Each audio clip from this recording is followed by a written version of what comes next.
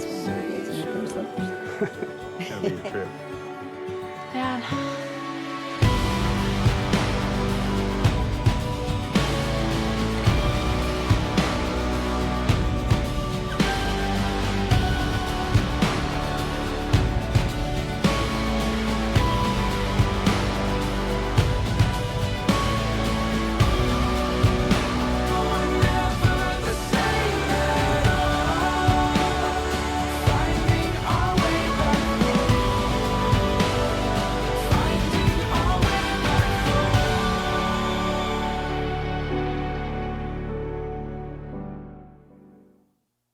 Curious as to how many of you have ever had giraffe meat before?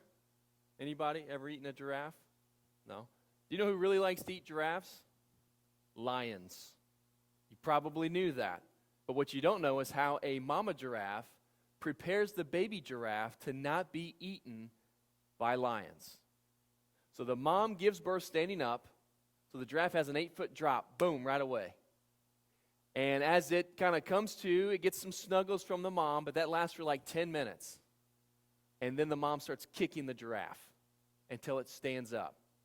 And if you ever, you've been on ice before without skates, and maybe here in the next couple of weeks, things will be frozen over, and you're out there, and you're wobbling around, and you're trying to stay up, and that's what the baby giraffe looks like. So it stands up, and it's got these really long legs, and he's uncoordinated, and as soon as he gets his footing, you know what the mom does?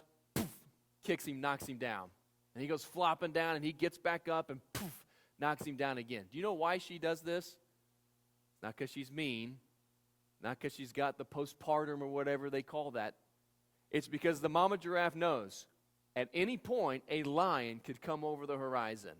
And if I don't get this little baby giraffe ready to get up and run, we're done for. They're not the elephants with the tusks with a bunch of weight, and they can knock a baby lion out of the way, or a big lion out of the way. It's like it's a sitting duck if it can't get up and go. So the mom giraffe is giving the baby giraffe tough love to prepare it to survive in the wild. And our job as parents is a lot the same. Not that we should be kicking our kids and knocking them down, but our job as parents is to prepare our kids to survive and to be successful and to get things right in life. So as we continue our series, Win at Home, and we talk about parenting for a couple of weeks, we're going to talk about how to kind of set our kids up for success and to define success by God's standards as opposed to the world's standards. Now, here's a verse that I kind of want us to kind of jump in with. It's Proverbs 22:6. Probably one that many of you know and many of you have heard before. Here's what it says: train a child in the way he should go, and when he is old, he will not depart from it. And what that basically says is, you get a child ready to go, and you kind of set their course, and you set their direction, and you get them started on a path.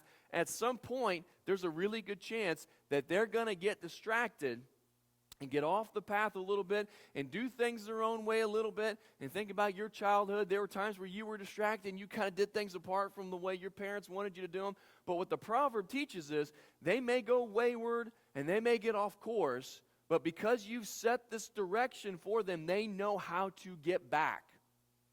Now, I always, in my conviction and my understanding, I don't think this is a promise, it is a proverb. A promise is, if you raise your kid in a Christian home, then they will become a Jesus follower and they'll be on fire for God. But people have free will. Your kids have free will. You can do everything right and they still not grow up loving Jesus. But the proverb teaches, how else are they going to know when they go wayward how to get back on the path if you don't train them in the way that they should go? The emphasis isn't necessarily on the result. The emphasis is on the parent to train the way that a child should go and set them on the right course and in the right direction. Now, here's the problem with that. It's that we wonder, what does that look like? We live in America in 2021. How does training a child in the way he or she should go, what does that look like in our current context? And when we look at Scripture, the Old Testament was written like 3,000 plus years ago, portions of it. The New Testament And even though it's called the New Testament, it's still also really old. It's written 2,000 years ago for people on the other side of the world in a completely different culture and a completely different way of thinking. So what you cannot do is open up your Bible to a certain passage and figure out how you're supposed to deal with whatever situation you're dealing with as a parent. But what the Bible does is it gives us principles, which I think are more powerful, because principles can then be applied to multiple situations in all different facets of life. And so whether you lived in Egypt 1,000 years ago or you live in America today, those principles can still be used for us to figure out how do we train a child up in the way that he or she should go. Now, I've got some disclaimers for you. Number one, I'm not claiming to be a perfect parent. Like, my kids are 10 and 7. Jury's still out as to whether or not I'm doing a good job. And I'm not even entered the really difficult stages. I totally get that. So whenever I'm going to be saying a lot of things, and some of them are going to be stories that from personal experience, there are going to be some principles that I apply based on things that I've read and heard in the past. So you may disagree with me, but just know it's not really me. It's people a lot smarter than me who have said things that I'm kind of grabbing onto. In fact, at my last church in St. Louis, we would do parenting classes often. I was taking those parenting classes as often as they would offer them. Sometimes they had me teaching the parenting classes, even though I had like a 3-year-old at the time, and I thought, I am really not equipped to do this. But when you take godly principles and say, here's how it applies, and you use a little bit of common sense as well, you can get yourself into a position where it's like, okay, this is how we train a child in the way that he or she should go. Now, as we think about parenting exists in 4 stages. I think this may have been Dr. Dobson, James Dobson, who came up with this first. I don't know who came up with it first, but lots of people have talked about it. The 4 stages of parenting are important because it gives you a point of emphasis or a focus point as you're raising your children. So here are the 4 stages of parenting. The first 5 years are known as the discipline years, followed by the training years until they're 12, and then they get to be a teenager. Then you move into coaching, and the friendship years happen once they become an adult. Now, I say the discipline years are the first 5 years. You will be disciplining in the training years and in the coaching years as well. It's not like, okay, well, now they're 6, so I'm done with the discipline. No, you're still going to be disciplining. But then, like, even the training, there's overlap with the training. You teach your son or daughter to use the big boy potty or the big girl potty. You are training them in that moment. So there's training that takes place throughout. There's coaching that takes place throughout. But this is how you identify each of those stages. In fact, I learned this before I even had kids.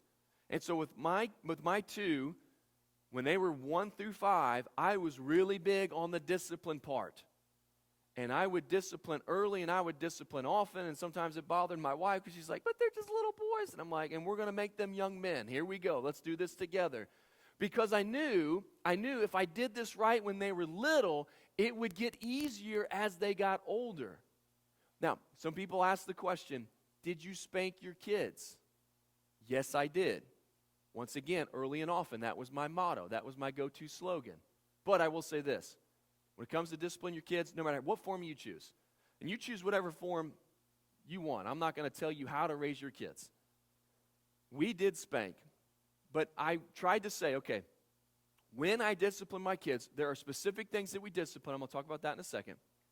But number 2, I would never discipline in anger.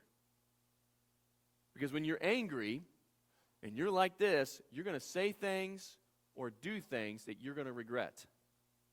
So you need to tag in another parent and step out of the room, or you need to say, I'm going to be right back. And then you leave. You got to calm yourself down because your spanks have a little bit more force behind them when you're, you can't do that.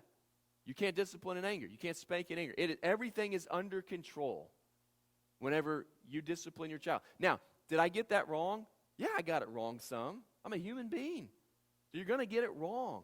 And I do think over-disciplining in many cases can be more dangerous than not disciplining at all because of the way it messes with your kids. So you got to figure out how that looks. You got to rely on your teammate, your husband or your wife, and you got to move through it together, and you got to make mistakes together. And I will say this, when it comes to spanking my kids, I couldn't tell you the last time I spanked them. I was on them early. And we would discipline things. And I wasn't the parent who was going to pick up the sippy cup 30 times during a meal because they just kept throwing and laughing. Because I think kids are like dogs. They can be trained. I think parents are like dogs too. Your kid's sitting there going, pick that up. Don't do that. And when I see it happen, I'm like, oh no. Don't be trained by your kids. Because now I know who's in charge. So you've got to be on top of it, but everything is under complete and total control. Now let me give you 2 verses on this before we really start talking about discipline. The first one is Proverbs 23, 13 and 14. Do not withhold discipline from a child. If you punish him with the rod, he will not die. Little Billy's going to be okay. You high-five him on the butt a couple times, he's going to be fine. He's going to make it. It'll build character and resiliency. Now, once again, within the parameters, it's okay. But the reason this verse is in there is because the author is saying, you've got to discipline your kids. And if you don't, there's a lot at stake. Look at what he says next. Punish him with the rod and save his soul from death. Could you say it in any more grandiose terms than that? You don't get your kid on the straight and narrow. You don't discipline them. Who knows where they're going to go? Like the condition of the human heart, we are sinful and selfish by our default mode. And you let your kid go anywhere they want, they're going to go some pretty bad places and do some pretty bad things. So the author of Proverbs here says, listen, you got to get this figured out. It's not going to kill him for you to discipline him. And when you discipline him, you're saving his soul from death. Kind of a big deal and kind of a lot at stake. The second verse is Ephesians 4:29. And this is the balancing act that we've got to have as parents. Because discipline, no kid enjoys discipline. They don't like it when their face gets put in the corner. They don't like getting slapped on the hand. They don't like timeout. They don't like being grounded. No kid enjoys that. But it's necessary for them. But then as a parent, you've got to balance making sure that under control doesn't lead you eventually to saying things or treating them a way that is contrary to the way God wants you to treat them. You can be appropriately hard on your kids, but there are certain lines you cannot cross. So Ephesians 4:29 gives us some guidance on how we're supposed to talk to our kids. It's not even about parenting, by the way. But these principles apply in every situation. They definitely apply in parenting. So take a look at what Paul says in Ephesians 4:29. He says, do not let any unwholesome talk come out of your mouths, but only what is helpful for building others up according to their needs, that it may benefit those who listen. So whenever you're getting on to your kids, you're trying to train them, or you're trying to coach them, or you're trying to discipline them, what you say has to be said that you might build them up. You can't tear them down. You can't make them feel small. You don't want to belittle them. You want to do your best to say the truth in love so that what is said, and obviously it's going to be maybe a little hurtful at the time because nobody likes to hear that they did something wrong or that they're not measuring up or that they dropped the ball. But your goal in saying it is to build up your child. And the reason that you spank or the reason that you discipline in general is to build up your child, to help them. So you don't do it in anger or out of frustration. That's not helpful to anybody. You do it because you love your kids. And maybe you say to your kids what my mom said to me. This is going to hurt you more than it's going to hurt me. I was like, you want to switch roles then? Because, this is going to hurt me a lot. But the goal is, I want to set my kid up for success and help them to stay within the parameters, within the guardrails that as a parent you're putting in. So before we leave this point, let me say this. And I see we as parents, we get this wrong a lot. And I'll tell you where I see it the most is on the court or on the diamond. Because we start yelling at our kids because they struck out or because they booted a ground ball, because they missed a shot or whatever. And we treat it like, Coach K was in the stands, and there goes your chance at playing for Duke University. Now, they're not that good right now, so maybe that's not a good example. But you get my point. So we start laying into our kids, and there's certain things you should never say to your kids. And you just may need to get a list. Because if you're wired this way, like we talked about words of affirmation, for instance. If words of affirmation isn't your love language and words aren't important to you, you're more likely to do this wrong. And you got to make sure that you do not ever call your kid things like stupid, moron, idiot, fat, lazy. Like I hear parents yell all kinds of terrible things, and I think, oh my goodness, if I walked up to you as a grown man and I yelled at you the way you were yelling at your 8-year-old, you'd fight me. Well, that's not building anybody up then, is it? That's not helpful.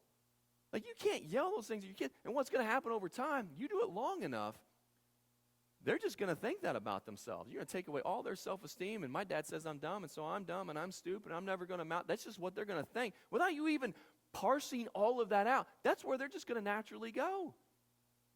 Now, for me, like, one of the things I do with my kids, like we're riding home, could be a soccer, basketball game, whatever, and I just want to lay on the encouragement thick, and then I will ask the question, so do you want to hear some things that you need to improve on?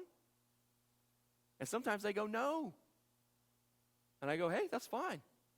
You can be bad, you be a terrible basketball player. That's all this is on you. I never say that. But sometimes they're not in a good emotional place to hear, here's what you need to work on.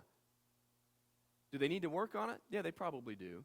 But I'll bring it up at a different time so that they will be built up with the conversation as opposed to torn down. So you have got to really be careful and really monitor that. Some people are really good at that, and they're really careful with their words, and they're super encouraging. And some of us, in the moment of anger, start yelling at our kid because they struck out looking. And I mean, how many times did you strike out looking when you were 9 years old? So just be careful and balance that. And when we say discipline, I talk about under control. You've got to say, okay, these are the things that we're going to discipline in our house. And if it's not one of these things, we're not going to discipline it. And I don't mean like you get into the specifics of, okay, they forgot to put dishes away. Okay, then we're going to, but there are three, I learned it's the 3 Ds of discipline. If they do one of these 3 things, then you discipline them. And here are the 3 Ds. If they're dishonest, if they're disrespectful, or if they're disobedient. Those things get disciplined. So I learned the 3 Ds, and I'm like, okay, if my kid's dishonest, if they're disrespectful, if they're disobedient. Disrespectful would be to me or any coach or any teacher, anybody who has authority over them. Disrespect is going to be discipline. Disobedience is pretty obvious. I told you to do this, you didn't do it, or you disobeyed me, and I'm going to now discipline. Dishonesty, that's the big one. And my mom always told me when I was a kid, the worst thing you could do is tell a lie. Worst thing you can do is tell a lie. And I was like, I don't know, Mom, I can think some pretty bad things. And you're telling me the worst thing I can do is tell a lie. Like, there are things you can go to prison for, and like telling a lie is not one. Oh, I guess perjury. So, but like you're trying to work all that stuff out. But listen, if we create a balance within the relationship,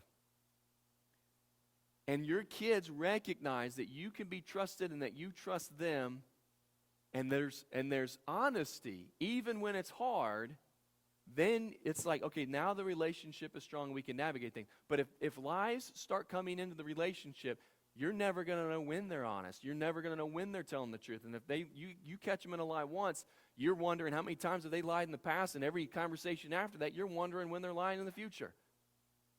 I think one of the big things to do when we start talking about disciplining, you start talking about rules, you have got to tie the rules to the relationship or the honor that is either present or absent within the relationship. What I mean by that is, and it's tough when your kids are like 4, because it's just rules for them. They got to follow them. As they get older, there's a reason why we say you can't go there, or you got to be home at a certain time, or whatever it is. And it has to do with the honor and the relationship. You can't say that to your brother. We don't say that in our house. And as a parent, we fall into the trap of, because I said so. Well, that's fine when they're 4. But when they're 12, you got to say, well, listen, here's why. In fact, think about Jesus when he's teaching on like the most important commandments. You guys know the most important commandments, right? There are 2 of them. The first one is to love who? God. The second one is to love who? All right, yeah. Love the Lord your God with all your heart, soul, mind, and strength. The second is like it. Love your neighbor as yourself. And Jesus says all the commandments can be summed up in those 2 commandments. So Jesus says there are a lot of rules in the Bible. They all boil down to loving God and loving people. And whenever you break the rule, it's not that you broke a rule, is that you were not acting in honor or in love towards another person or towards our Heavenly Father. Like all the rules come back to love and honor and respect. So in the same way, when we try to give our kids, hey, this is the way you're going to live, and this is how you're going to talk, and this is what we're going to do, it all boils down to the relationship. Tie the rules to the relationship as opposed to just a blanket rule that they're just trying to arbitrarily follow that they think is unfair or unrealistic or whatever it is. So you tie it to the relationship. Now, whenever you look at these, dishonesty, disrespect, disobedience, anything that falls outside of these areas is not an offense worthy of discipline. So a bad performance in sports is not a disciplinary offense. A bad grade on a test is not a disciplinary offense. Now, if you said study for the test and they didn't study for the test, well, then they didn't study and they were disobedient, and you can figure that out. But poor performance, you can't discipline that. You also can't discipline your kids when they annoy the snot out of you. And that happens a lot because kids can be really annoying. So, you think about your kids, and kids are wired differently and they think differently. And like, I got one kid who just talks all the time, doesn't stop talking. And so, like, it's supper time. He's taking 1 bite of green beans. Everybody else is done. We've got to leave for a game in 3 minutes. And it's like, you have got to stop talking. You got to start eating. I can't really discipline that because it's kind of a subjective thing. Hey, you're talking too much. Well, how much is too much? Because he is talking too much, by the way. But how do you even qualify that as a 6 or 7-year-old? Well, let's see, how many words have I used? Let me go back and let me count. Oh, yeah, you know what? I'm over 300 for the meal, therefore I'm talking. Like, you can't figure that out. It's too arbitrary. You can't discipline that. You can't discipline your kids when they act like a kid. One of the things we try to do with our kids is like, okay, Dad can have a bowl of cereal. You can have a bowl of cereal. You know where the milk is. You know where the spoon. You just make your bowl of cereal. And guess what my kids do a lot? They spill. You know why? Because they're kids. Now, I sometimes, if the milk is like full and it's heavy, let me just help because I don't want to clean up a gallon of milk right now. So let me just guide a little bit. There we go. Now we're good. Okay, I can go back to doing what I was doing. But when your kid acts like a kid, you can't get him in trouble for acting like a kid. And like my kids, they spill a lot. You know who else spills a lot? Their dad. I had a terrible spill record. I was a waiter at Bob Evans for a week, and they're like, you're not doing this anymore. You spill stuff all the time. In fact, every week we take communion. I'm like, oh, please help me not to get anything on my shirt or spill something. And sometimes I shake it up. I'm like, oh, is the top, like, I get nervous about that stuff because I spill. I can't get my kids in trouble because they come by it honestly. Now, obviously, if they spill their drink because they're trying to balance it on their head and eat French fries at the same time, hey, you know that that's not right. But for the most part, you can't discipline outside of the 3 Ds. And here's the problem. Most of the time, the mistakes we make as a parent is not disciplining within the 3 Ds. It's saying things that fall outside of that scope. When you fly off the handle because you got your 7-year-old holding the flashlight into the, as you're trying to work on something in the car, and you look at them, the flashlight's in their mouth, and they're lighting up. You cannot yell at your kid for acting like a kid. You got to be careful of that. And there's guidance and there's direction, but that's really not a disciplined or a disciplinary offense. So like I said early on with my kids, I was on them with stuff. So they'd throw their cup down. It's one thing if they drop their cup. But like, you got a 18-month-old in the high chair and they're throwing their cup and they're throwing silverware. It's like, no. If you do that again, I'm going to smack your hand. Do they understand what I'm saying? Probably not all of it. But then when they do it again, you go, guess what they stop doing? Throwing stuff all over the place. Kids are like dogs. They can be trained.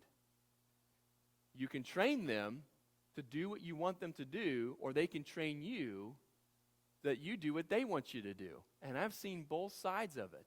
So whenever we talk about this, early and often. Be on top of it. And whenever they're like 3 years old, and they go through their stage of the terrible threes or terrible twos, and you're like, who is this monster that lives in my house and eats all my food? It's, they're gonna go through that. And you got to weather that storm. And listen, the phrase, you've heard it 1,000 times.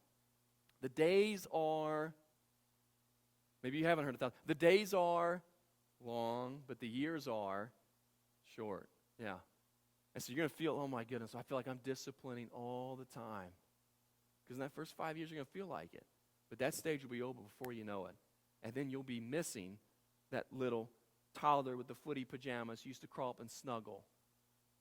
And eventually, I'm going to miss that kid at dinner time who just keeps talking, because at some point, he's not going to talk anymore. Outside of, sup, when he comes home from school. He's going to put headphones in, he's going to be, go throughout his day. So, there are blessings and burdens to every stage of parenting. Soak in the blessings, deal with the burdens as they come, and be consistent with what you do.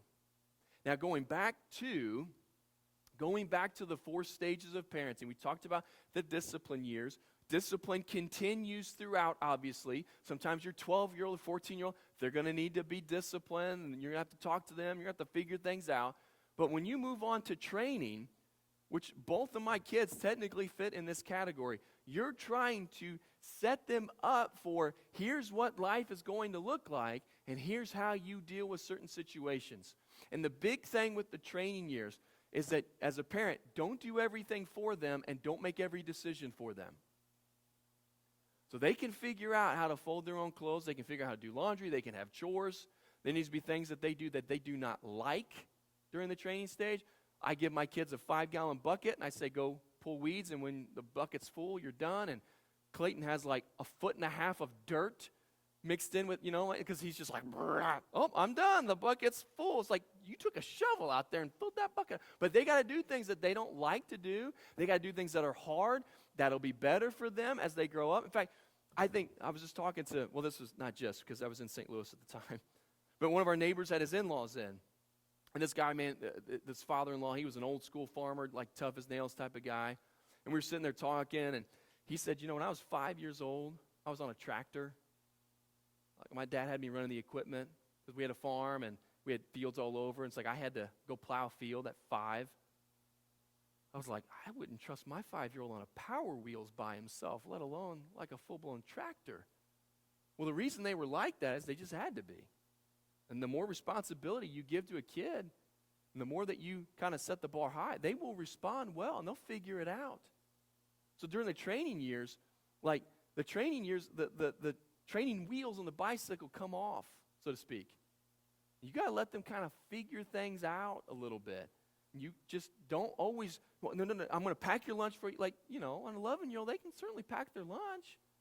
Like, they can figure out, okay, we're having this at school. I don't like it, so I'm going to pack my lunch. So don't do everything for them. Let them do things for themselves. It will be better for them as they get older. Now, during the coaching years, I was told one time by a guy, he had like a 16-year-old that was his youngest. He's like, oh yeah, by the time your kids are 16, you're done with them. Like they are the way they're going to be.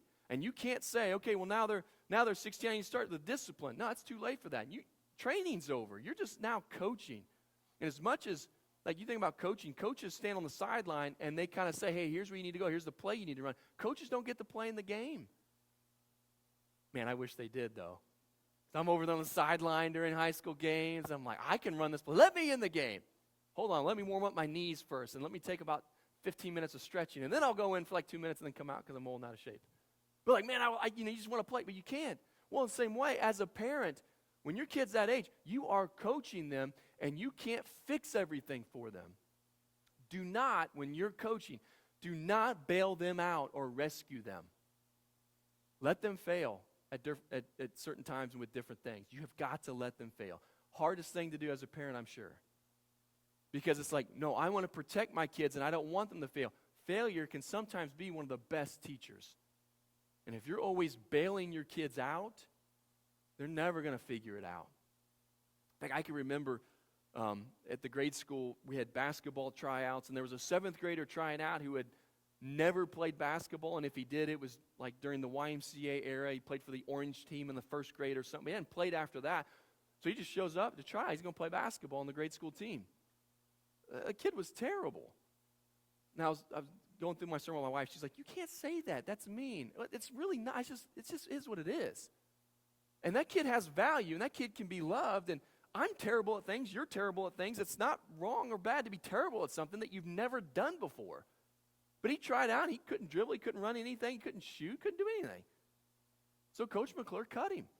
Because I've got this many jerseys. I can keep this many kids. And he cut the kid. The guy's grandpa, the kid's grandpa shows up. He announces, where's Mike McClure? I want to give him a piece of my mind. I was like, dude, I think he's going to give you that piece right back and maybe a little bit more. Have you met Coach McClure? He's not a guy that you walk into and intimidate. Scariest I've ever been in my life as a kid was McClure picked me up. Like, hey, boy. I'm like, ah! He's an intimidating dude. So that dad went in. He gave Coach McClure a piece of his mind.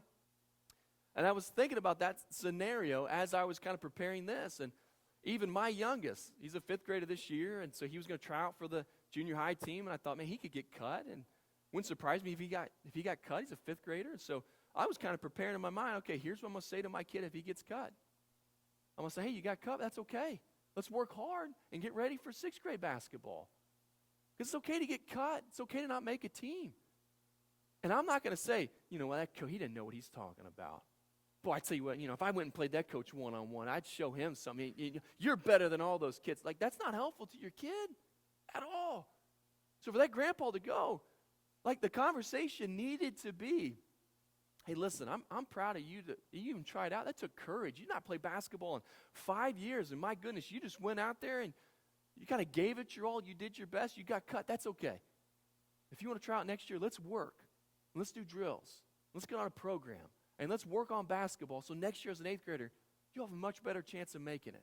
We'll do that together. That's a much better conversation than when my kid fails at something or when they don't measure up or when they, whatever, it's the coach or the teacher's fault. Because it's always somebody else's fault. In fact, think about this. We are so subjective when it comes to our kids and so protective when it comes to our kids. And I even find myself doing it sometimes when I'm watching a game, and if it's a Woodlawn game, it's like, man, oh, they missed the call, they missed the call, they missed the call. And the fans, like, you get up and you yell. Hey, it's hot. You see every call that they miss that would have benefited our team, and you just kind of ignore the calls that benefit us that maybe weren't the right calls. Because you're not objective. You're subjective. It's like, no, I want to protect my own. You've never yelled at the ref because he missed the travel of a Woodlawn player. You just never do it. You yell at the ref because he missed the travel on the other team. Well, it's because we're protective. We don't think objectively. We're completely subjective. And so whenever your kid gets in school and they're junior high and high school age, you may be tempted whenever they get in trouble. Well, it wasn't that bad, and I bet everybody else was talking too. It's like you want to rescue them and protect them, and it's like you're going to hide. No, this is my son, or this is my daughter. No, they're an angel. They never say anything wrong. They're never disrespectful. And then you'll say things about the teacher. You'll say things about the coach. This is all political. Yeah, my son would get start, but just political, Doesn't like my kid. Coach doesn't know what he's talking about. And those are the things that we say. And our son or daughter hears that.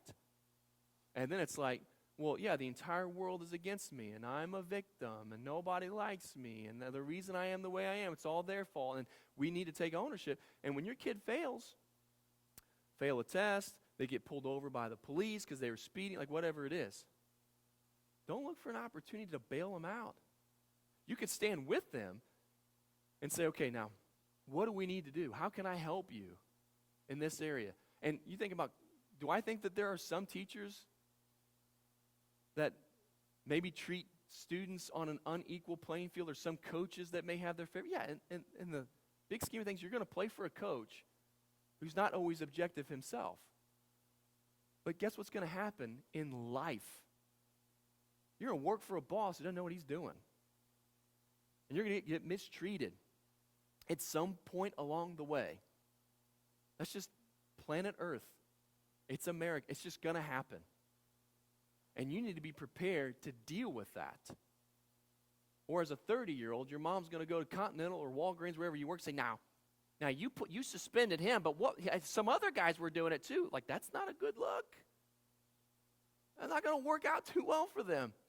So when they're in the coaching years, you have got to let them fail. Now, you need to figure out in your own family situation, what failures are we willing, because you don't want them to ruin the rest of their lives.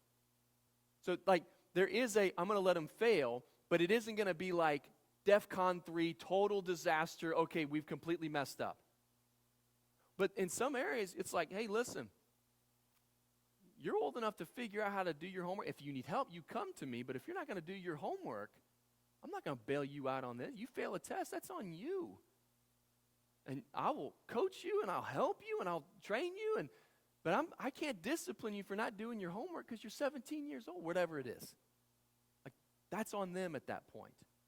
And you've got to navigate those waters. But if you discipline well early on and then you move into training at the appropriate time, then the coaching truly can be coaching. And you don't have to make up for lost time and start to discipline a lot because you've set the precedent and you're kind of just letting them go. The friendship years, they come last. And you can't throw that in early. And that doesn't mean you can't hang out with your kids and be friendly with your kids. And I'm saying that your kids have enough friends. Granted, they're probably all knuckleheads, but they have friends. They need a parent during the first 18 years of their life. When they go off to college, they get their own job, and they're trying to figure out, Dad, I want to start investing, or this is that. Like, now it's like, okay, well, let's talk about this. And there's still, my parents are always coaching me. There's always things that I'm trying to get better at and learn and figure out. But the friendship era happens once you do the first 3 right. And we all know parents in high school. We knew the parties because the parents would buy beer for them or whatever it is. And they were the cool parents. They were the friends of the kids. And that is like one of the most dangerous things you can do, isn't it? So don't be a friend until your job as a parent is like over.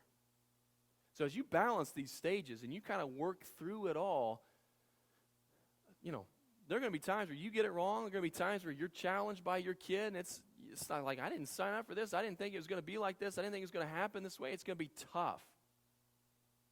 But you stick to the plan. You trust the process. And the best thing you can do is you just pray for your kids.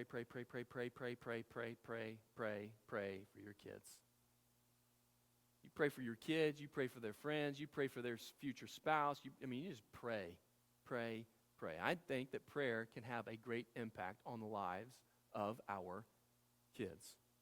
And that God can do something big and special in their lives through our prayers. So lean into God. Trust Him. Read books. Do seminars. Talk to people that are further along than you to get guidance and advice on how to deal with kind of the specific situations that are tough to deal with. And if you do your best and you put God in the center of everything and you send your kids off, that's all you can do. And next week we're going to talk about what does having God in the middle look like. Because everything I've said up to this point, if even you're not a Jesus follower, you don't never go to church, all this stuff really applies to you. Next week, we're going to talk about what does it really mean to have God at the center of everything.